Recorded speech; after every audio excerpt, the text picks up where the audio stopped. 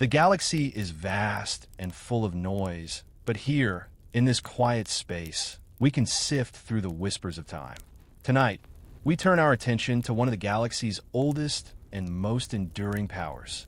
Forget the fleeting wars of republics and empires for a moment.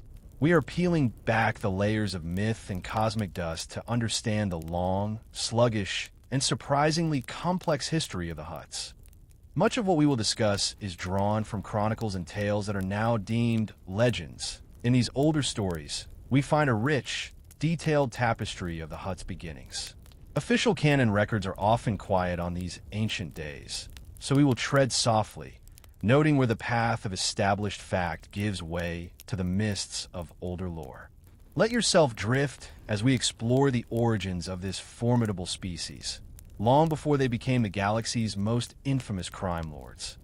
Before the smog-choked palaces of Nile Huda, before the whispered deals in shadowy cantinas, there was a world named Varl. In the echoes of legends, Varl was a lush, temperate planet, a paradise bathed in the light of two suns, Ardos and Ivona. The early Hutts in these ancient tales worshipped these suns as twin gods, seeing divinity in the celestial dance that warmed their world. Imagine, if you will, a place of deep, humid forests and sprawling, murky swamps. The air, thick with the scent of alien flora and the dampness of the marsh. This was the crucible that forged the Hutt species. Their large, gastropod-like bodies were perfectly suited to this environment. Lacking a traditional skeleton, they possessed a strong inner mantle that supported their heads and stubby arms, while powerful muscles allowed them to slither through treacherous bogs where creatures with legs would be hopelessly mired. Their thick, leathery skin, constantly coated in a layer of mucus and sweat, protected them from the elements and could even repel chemical burns. This biology bred a unique resilience. Hutts were naturally resistant to most poisons and diseases. They could close their nostrils and hold their breath for extraordinary lengths of time, a trait born from an amphibious ancestry. They could see into spectrums of light, like ultraviolet, that were invisible to human eyes. Perhaps most remarkably, their bodies possessed an incredible ability to regenerate, capable of regrowing lost limbs and even damaged portions of their brains over time. In these primordial swamps, they were the apex predators. Their massive jaws could unhinge to swallow large prey whole, aided by a specialized shredding organ deep in their throats. They lived for immense spans of time, with lifespans that could stretch over 1,000 years. And for as long as they lived, they never stopped growing. In Hutt culture, this ever-increasing size would become synonymous with power, status, and prestige. This was Varl, the forgotten cradle of the Hutt species, a world of vibrant life and savage nature that shaped every aspect of their being, from their formidable physiology to the deep-seated arrogance that would one day define them. Rest now, in the quiet memory of a world lost to time, a green and vital planet humming with life, long before its children reached for the stars. The idyllic life on Varl, as told in the Legends Chronicles, was not to last. The early Hutts were a warrior species, and their clans fought each other as fiercely as they conquered the other native creatures of their world. This internal conflict escalated over generations, culminating in a devastating civil war. Horrifying weapons were unleashed, and in their rage, the Hutts ravaged their own planet, scarring its surface and poisoning its atmosphere. Another, more mythological tale speaks of a cosmic catastrophe. In this version, the twin sun gods, Ardos and Ivona, met a tragic end. Ivona was consumed by a black hole, and the resulting chaos sent asteroids showering down upon Varl. In his grief, Ardos collapsed into a white dwarf, scorching away the planet's atmosphere and leaving it a barren, lifeless rock. Whether by their own hand or by a celestial disaster, the result was the same. Varl was destroyed. The event would forever be known as the Hutt Cataclysms. The survivors, adrift in a fleet of refugee ships, looked upon the ruin of their homeworld and the death of their gods. But where other species might have felt despair or humility, The Hutts felt only validation. They had survived a disaster that had extinguished their own deities. In their minds, this was the ultimate proof of their superiority. They had not been forsaken by the gods. They had outlasted them. They were the new gods. This singular, profoundly arrogant belief would become the bedrock of Hutt culture and philosophy for millennia to come. It informed their every interaction with other species, whom they saw as inherently lesser beings, fit only to serve.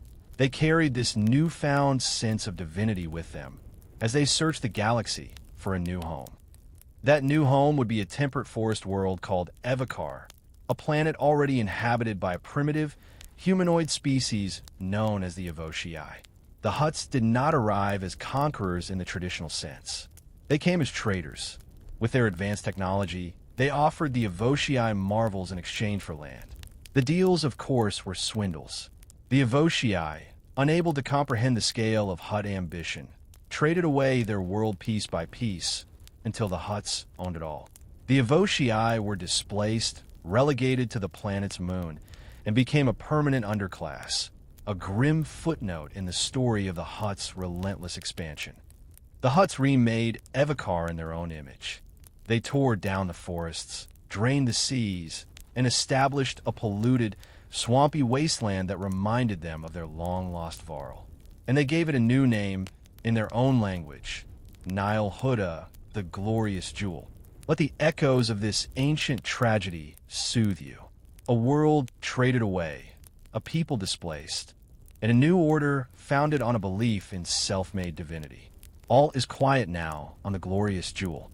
The traumatic loss of their homeworld and the subsequent conquest of Nile Huda fundamentally reshaped Hutt society.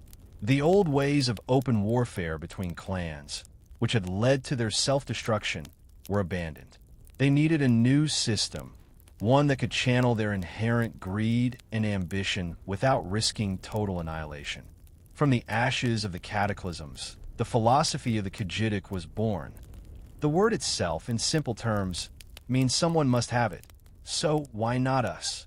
It is a philosophy of seizing power wherever it can be found, but through cunning, influence, and economic domination rather than outright war. The Hutt clans transformed from warrior tribes into a complex web of criminal enterprises. These new clans, or Kajjitics, functioned like sprawling, ruthless families, with loyalty and hierarchy determined by age, wealth, and power. At the heart of this new order was the Grand Hutt Council, a governing body composed of the eldest and most influential leaders from the most powerful clans, known as the clans of the Ancients. From their palaces on Nile Huda, this council would mediate disputes, set overarching policies, and guide the ever-expanding reach of Hutt influence. While they discouraged open war among themselves, fierce competition was encouraged. The Kajjitics vied for control of smuggling routes, slavery operations, and legitimate businesses alike, always seeking to expand their own slice of the galactic pie. This system proved remarkably stable and effective. The Hutts learned that true power was not in holding a blaster, but in owning the being who held it. They employed countless other species as enforcers, servants, and intermediaries, making extensive use of less developed species like the Nikto and Gamorreans as muscle. They became masters of the indirect approach, preferring to use bounty hunters and mercenaries to settle scores and maintain their grip. A grudge held by a Hutt was a dangerous thing, a promise of relentless, patient revenge. Their influence spread from Nile Huda and its moon, Ar Shada, to encompass a region of space that would become known simply as Hutt space. Here, their law was absolute, and the tendrils of their Kajjitics reached into every aspect of life. This was the foundation of the Hutt Cartel, an empire built not on armies, but on debt, dependency, and the unshakable belief that everything and everyone had a price. Feel the weight of this new order settle peacefully. The thunder of war fades, replaced by the soft whisper of a deal being struck in the shadows. All is business, and business is good. To truly understand the history of the Hutts, one must also understand their unique and often misunderstood biology, which differed in legends and later canon records. In the ancient legends texts, all Hutts were hermaphroditic, possessing both male and female reproductive organs. They could reproduce asexually, essentially mating with themselves or with a partner. This trait may have been an evolutionary response to the dangers of Varl, ensuring the survival of the species even if individuals were scattered.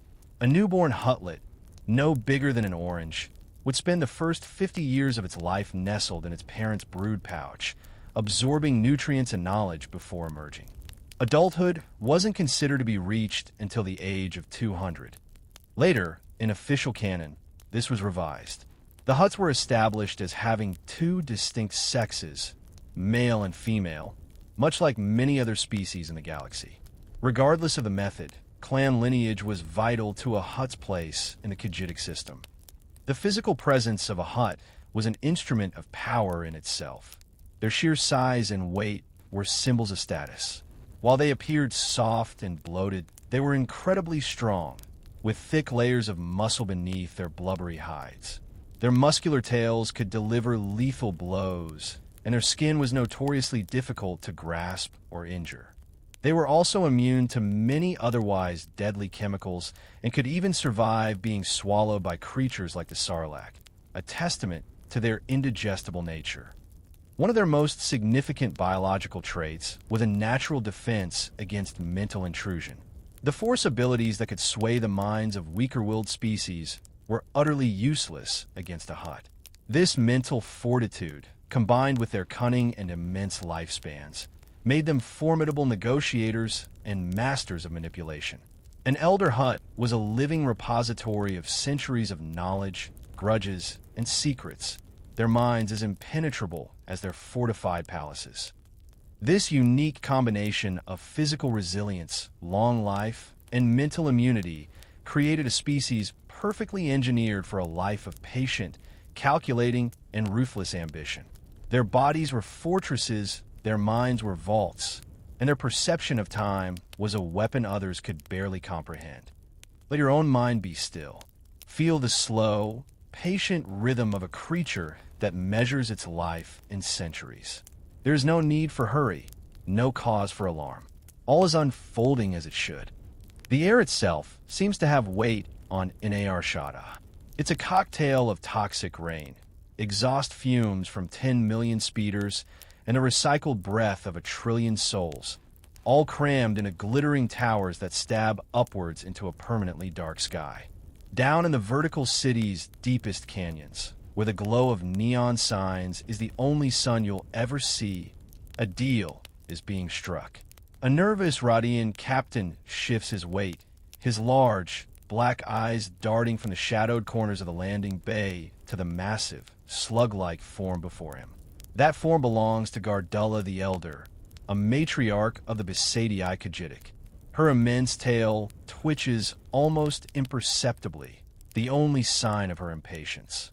The cargo is spice, a fortune in refined glitterstim, and the payment is a case of solid gold ingots. Here, in the heart of Hutt power, words are cheap. Wealth is the only language that matters. This was the golden age of the Hutt Cartel. While the old Republic expanded, bringing its laws and ideals to countless worlds, the Hutts carved out their own empire, a kingdom of shadows that mirrored the Republic's light. Their dominion was Hutt space, an entire sector of the Outer Rim where their authority was absolute. And the jewel in their crown, even more so than Nile Huda, was the moon that orbited it. Nar Shaddaa, the smuggler's moon. What was once the barren rock where the displaced Evotii were exiled became the bustling, lawless hub of the galactic underworld. Built layer upon layer, the moon became a planet-wide city, a vertical landscape of immense wealth and unimaginable poverty. The highest levels were home to opulent casinos and the private palaces of crime lords, gleaming spires that broke through the polluted cloud cover.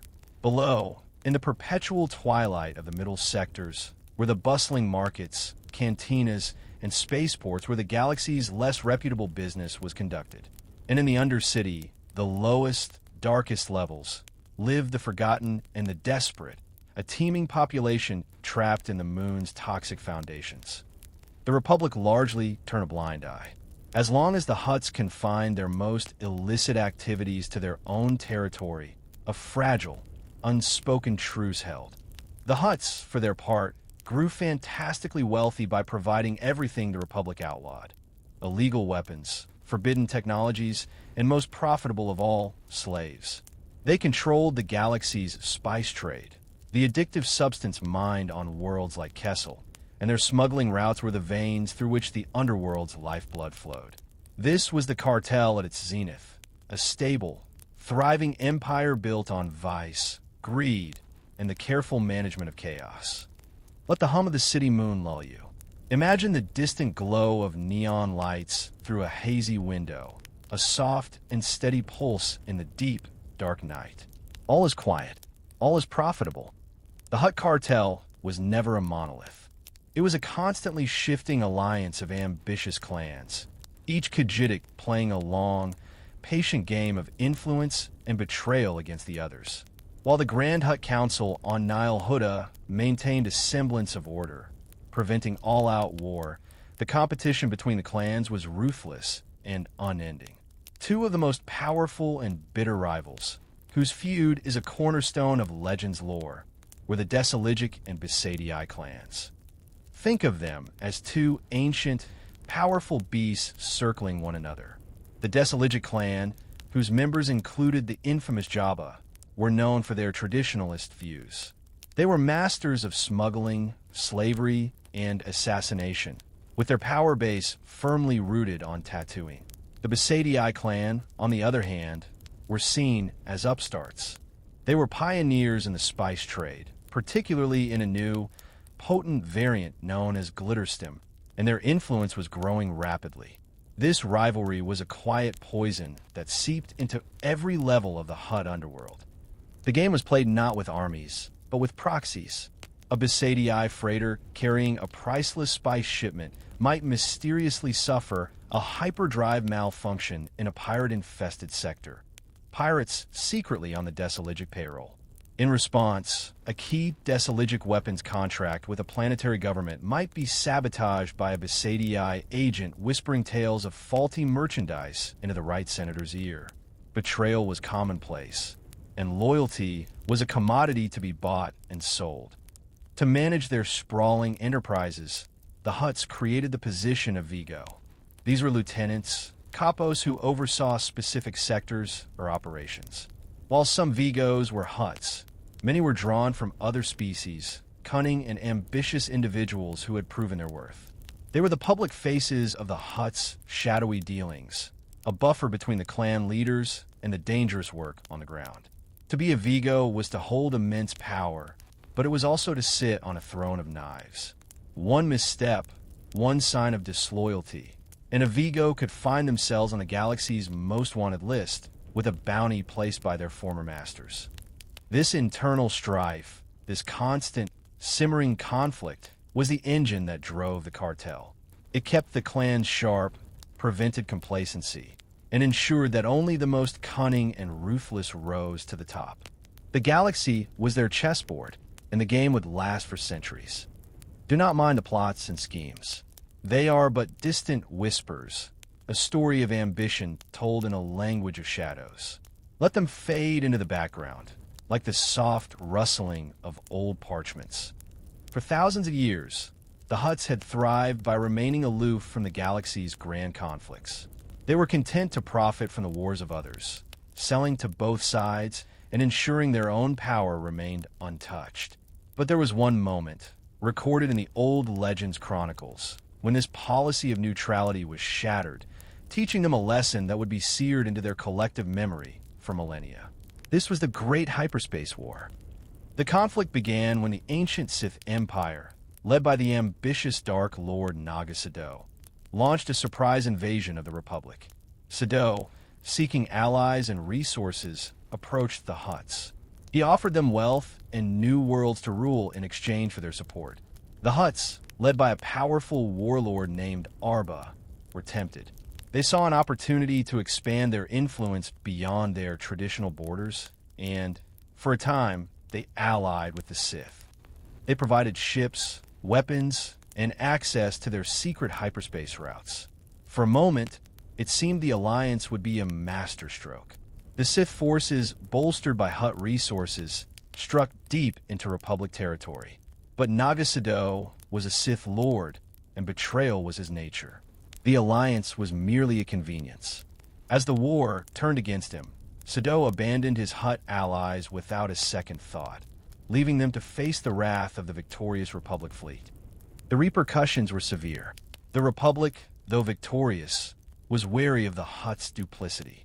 While they didn't invade Hutt space, they imposed sanctions and restrictions, curbing the cartel's influence. But the greater wound was to the Hutt's pride. They had been used, played for fools by an outsider. They, the masters of manipulation, had been manipulated. The shame was immense. The lesson was clear. Never again would they place their trust in the grand ambitions of the Jedi or the Sith. From that day forward, the Hutts retreated into a hardened, cynical isolationism. They fortified their borders, deepened their control of the underworld, and vowed to never again be pawns in the games of Force wielders. This experience cemented their identity. They were not a galactic power in the same way as the Republic or the Empire. They were a third axis, a force of pure, self-interested capitalism that would endure long after the Jedi and Sith had turned to dust. Rest in this quiet moment of reflection. An old wound has healed into a scar, a reminder of a lesson learned. The galaxy can rage, but here, in the heart of Hutt space, all is calm and controlled. Centuries after their disastrous alliance with the Sith, the galaxy was once again plunged into war. This was the time of the Jedi Civil War, an era defined by the sweeping conquests of the fallen Jedi, Revan and Malak. The Republic reeled, and entire systems fell to the new Sith armada. And as the galaxy burned, the Hutt Cartel's coffers overflowed. Having learned their lesson from the Great Hyperspace War, the Hutts declared absolute neutrality. But their neutrality was for sale. On gritty, industrialized worlds like Sluggish, deep within Hutt space, they opened their doors to all comers. Sluggish became a shadow port, a place where Republic quartermasters could secretly purchase desperately needed ship parts from the same dealers selling advanced weaponry to Sith commanders just one landing bay over. Imagine a sprawling, polluted cityscape where the glow of blast furnaces paints the smoggy sky in shades of orange and red. The air is thick with the smell of ozone and molten metal. Here, Hutt administrators grew immensely fat, not just on credits, but on information. They knew which Republic fleets were low on supplies, which Sith ventures were seeking fresh mercenaries. Every transaction was a piece of intelligence, every deal a new thread in their web. The Hutts played the two sides against each other with masterful skill. They would leak information about a Republic supply convoy to a Sith agent, then sell the location of the subsequent Sith ambush to a Republic-backed bounty hunter. They acted as intermediaries, brokers of death and desperation, and in doing so, became indispensable to the war effort of both factions. The Jedi and the Sith saw them as dishonorable, parasitic profiteers. The Hutts saw themselves as savvy businessmen, navigating a chaotic market. This period solidified the cartel's role as the galaxy's ultimate opportunists. They understood a fundamental truth that the idealists of the Republic and the fanatics of the Sith often missed. Wars are temporary, but greed is eternal. By fueling the conflict from the shadows, they ensured that no matter who won, the Hutts would emerge richer, more powerful, and more entrenched in the galactic order than ever before. Let the chaos of war fade into a distant hum. It is the sound of a forge, of a factory, of a machine that turns conflict into currency. Here, in the balance sheets of the patient, there is only peace and profit. For 1,000 years, the Republic enjoyed an era of relative peace. The Sith were thought to be extinct, and the Hutt Cartel settled into a comfortable rhythm of organized crime. Then came the Clone Wars. The galaxy was once again split in two, this time between the Galactic Republic and the Separatist Alliance. True to form, the Grand Hutt Council declared neutrality, eager to profit from the new conflict. But this war would be different. This time, the war would come to them, brought by a force they could not have anticipated. The first major disruption came when Jabba the Hutt's infant son, Rada, was kidnapped. This seemingly small event became a galactic incident, with both the Republic and the Separatists vying to rescue the Huttlet to win the favor of the Desaligic clan and, with it, access to vital hyperspace lanes. The Jedi Anakin Skywalker and his Padawan, Ahsoka Tano, ultimately returned the child, forcing Jabba into a temporary and reluctant alliance with the Republic. This was a minor crack in the wall of Hutt isolationism. The true shattering came later. From the ashes of the past rose the former Sith Lord, Darth Maul. Robbed of his title, but not his ambition, Maul, alongside his brother Savage Opress, began to build his own criminal empire, the Shadow Collective. He united the galaxy's most feared syndicates, the Pikes, Black Sun, and the Death Watch of Mandalore. But to truly challenge the galaxy's ruling powers, he needed the oldest and richest prize of all, the Hutt Cartel. Maul did not come to Nile Huda to negotiate. He arrived as a conqueror. In a move of breathtaking audacity, he and his brother stormed the palace of the Grand Hutt Council. The Hutts, secure in their power for centuries, were caught completely off guard. They had no army to protect them, only hired guards who were no match for the twin fury of the Zabrak brothers. Maul executed members of the council, a direct and brutal assault on the very heart of Hutt authority. Those who survived were forced to bow, pledging their resources and their loyalty to Maul's new Shadow Collective. It was the ultimate humiliation. The Hutts, who saw themselves as gods, who prided themselves on their impenetrability, were brought to their knees not by a galactic superpower, but by a rogue force wielder and his hand-picked army of criminals. The event sent shockwaves through the underworld. The Hutt Cartel's aura of invincibility was broken. Their grip on their Kajjitics was weakened, and their long-held neutrality was exposed as a fragile shield. The galaxy was changing, and for the first time in a very long time, the Hutt's future was uncertain. Feel the stillness that follows a storm. A great power has been humbled, its pride wounded. Let the silence of the Grand Council chamber be a space of rest, a quiet pause before the story continues. The Clone Wars ended not with a treaty, but with a galaxy-spanning command and a sudden, chilling silence. The Republic was reorganized into the First Galactic Empire, and with it came a new kind of order. It was an order of efficiency, of obedience, and of absolute intolerance for any power that did not bend the knee to the Emperor. For the Hutt Cartel, still reeling from the humiliation of Darth Maul's conquest, this was the beginning of a long and difficult age. The shadows they had thrived in for millennia began to shrink under the harsh, unblinking glare of Imperial Star destroyers. The Grand Hutt Council, what was left of it, was a ghost of its former self. Its authority, once unquestioned within Hutt space, was now fractured. The Kajjitics, smelling weakness, began to squabble amongst themselves with a ferocity not seen in centuries. The old rules of the game, subtle sabotage, proxy conflicts, were abandoned in favor of open gang warfare on the streets of Nar Shaddaa. The Smuggler's Moon, once a symbol of Hutt dominance, became a chaotic battlefield for dozens of aspiring crime lords. The Empire, for its part, was content to let them fight. A divided underworld was a manageable one. Imperial garrisons were established on key worlds within and bordering Hutt space. While the Empire rarely interfered directly with Hutt's sovereignty on Nile Huda, their presence was a constant, looming threat. The flow of illegal goods, once a torrent, was now forced into narrower, more dangerous channels. Imperial customs patrols were relentless, and the penalty for smuggling was often summary execution. The Hutts were no longer the undisputed kings of crime. They were just one of several players in a far more dangerous game. Some Hutts tried to adapt. They forged uneasy alliances with Imperial Moffs, bribing officials to look the other way, a pale imitation of the influence they once wielded over senators. Others, however, refused to bow. They saw the Empire as just another temporary nuisance, another storm to be weathered.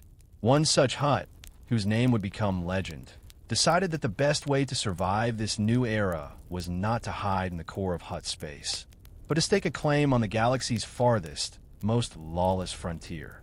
His name was Jabba of the clan Desiligic. Feel the shift in the galactic winds. An old power wanes, its boisterous confidence replaced by a quiet, watchful paranoia. Rest in this moment of transition as the galaxy holds its breath. On the sun-scorched outer rim world of Tatooine, far from the prying eyes of the Imperial fleet, Jabba the Hutt built an empire in the sand. While the Council on Nile Hutta faded into irrelevance, Jabba's influence grew, a testament to the old Hutt way of seizing power where it lay. His palace, a former monastery built by the mysterious Bomar monks, became the de facto capital of the planet. Its cool, stone corridors and cavernous throne room offered a respite from the Twin Suns and a nexus for the entire criminal element of the Outer Rim. Imagine the scene.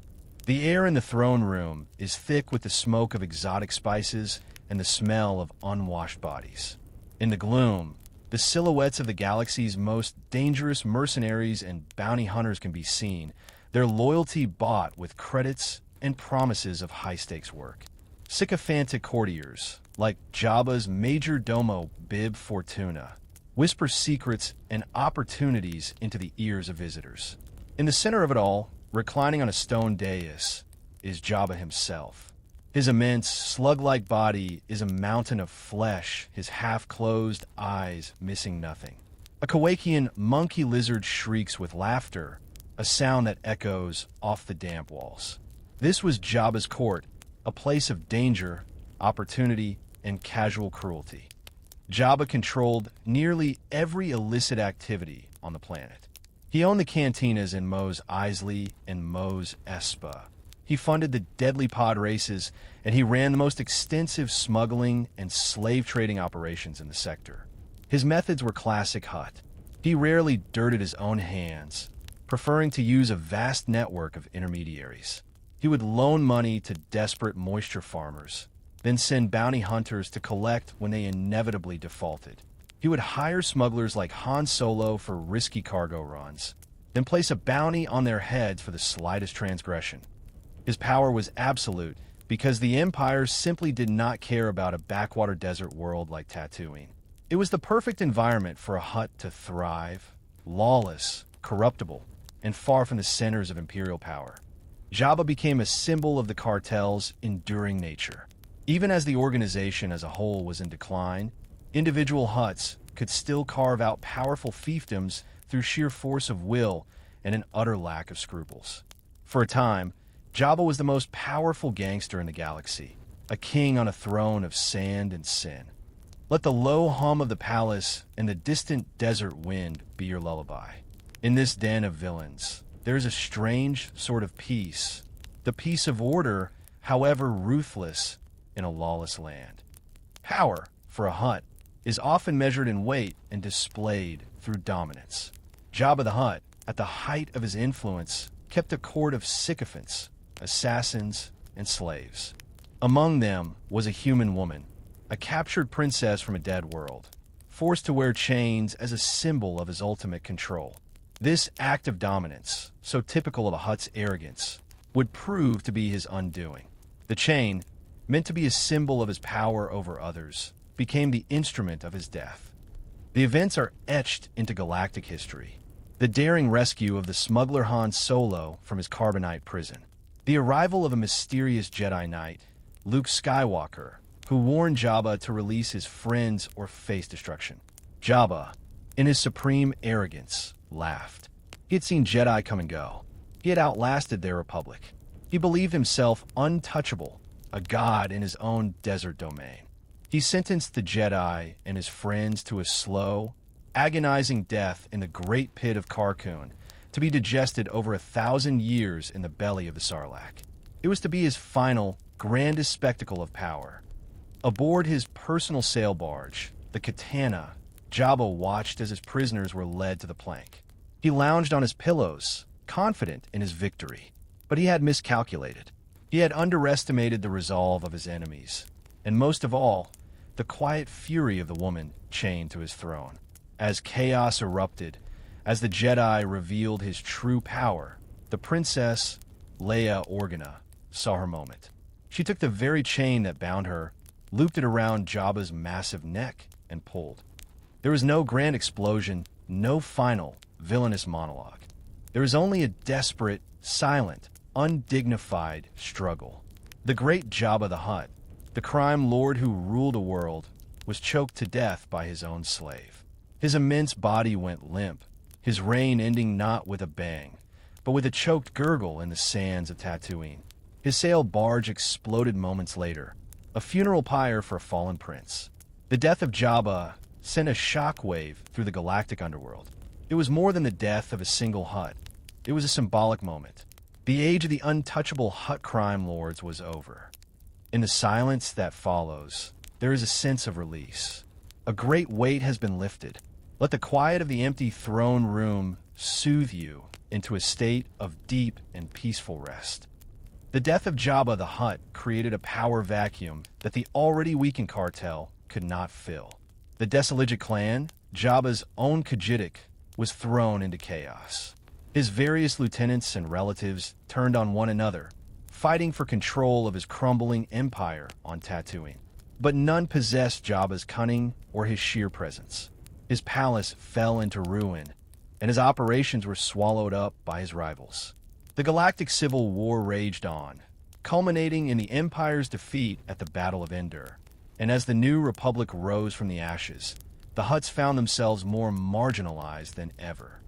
In the era of the New Republic, the Hutt Cartel was a shadow of its former self. While Hutt space remained technically independent, its influence had dramatically receded. The New Republic, unlike the old, took a more active role in policing the Outer Rim. Anti-slavery task forces, led by figures like General Leia Organa, made the Hutt's most profitable trade a far riskier business. Other criminal organizations, leaner and more adaptable, rose to prominence. The Pike Syndicate expanded its spice operations, and the shadowy Crimson Dawn Syndicate reemerged to fill the void left by the faltering Hutts. The Hutts had grown slow, complacent, and predictable. Their power was based on an old model of centralized control and brute force intimidation, which was ill-suited to the fluid, fast-paced chaos of the post-Imperial galaxy. For centuries, Hutties have been the lingua franca of the underworld. Now, other voices were growing louder. The Grand Hutt Council still met on Nile Huda, but it was a council of ghosts debating the management of a fading legacy. They controlled their home system, but their grip on the wider galaxy had slipped. Some fan historians whisper that this period was a time of internal consolidation for the Hutts. Fan theory, they suggest that the clans, seeing the changing galaxy, intentionally withdrew, pulling their vast resources back to Nile Huda to wait out the turbulent rise of the New Republic, just as they had waited out countless other conflicts. It is an idea that holds a certain appeal, the notion of the ancient, patient Hutts simply biding their time. But the official records paint a different picture, one of a slow, inexorable decline, a great beast sinking back into the primeval swamp from which it came. Let the noise of the changing galaxy fade away. The great struggles and epic battles are distant thunder. Here, in the quiet halls of Nile Huda, there's only the slow, steady rhythm of a power in its twilight years. Decades after Jabba's death, after the fall of the Empire and the rise and fall of the First Order, the planet of Tatooine was once again a lawless frontier. The palace of the deceased crime lord had a new master, the former bounty hunter Boba Fett. But the specter of the Hutts still lingered over the desert world. Jabba's territory was, by the ancient laws of the Kajjitics, still the property of the Hutt Cartel. And so, from the smoggy skies of Nile Huda, a challenge to the new daimyo arrived. They were known simply as the Twins. A pair of Hutts, male and female, cousins to the late Jabba. They came to reclaim what they saw as their birthright. They were a vision from another era, carried on an immense litter by a team of powerful servants. They were arrogant, dismissive, and utterly confident in their legacy.